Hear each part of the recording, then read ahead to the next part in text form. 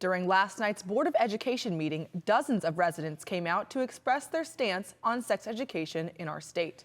On the agenda was a potential change in language on sex education classroom guidelines, and specifically, language referring to homosexuality.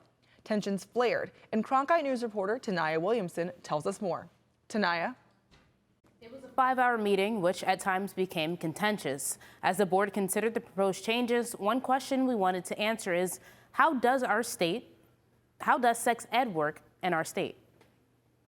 Children shall be taught that explicit sexual material can refer to any image or video that depicts nudity, genitalia, sexual activity, sexual conduct. And Arizona teachers statewide to speak with their children about sex or reproductive.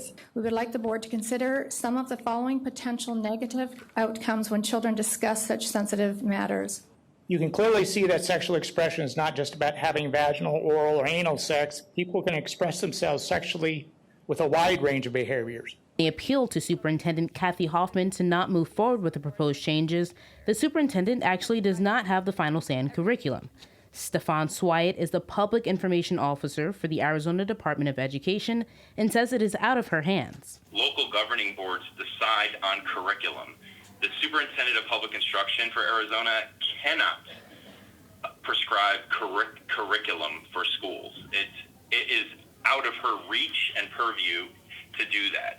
The rule changes up for public debate were proposed after a lawsuit over a decades-old state law forbidding sexual education in public schools, promoting a homosexual lifestyle, compelled Arizona legislators to repeal it in April. Because of this, the proposed changes were: remove language that states sex education shall not include teaching of abnormal, deviant, or unusual sexual acts and practices. Add language that states sex education should be medically and scientifically accurate. Added language that instruction over sexually transmitted infections should include medically accurate instruction on how to prevent infection transmission, and allow schools to teach sex education to boys and girls together instead of separately. This rule change would make teaching the two genders separately an option for schools. After 5 hours and many passionate pleas from both sides, the board ultimately decided not to vote, keeping the guidelines as is.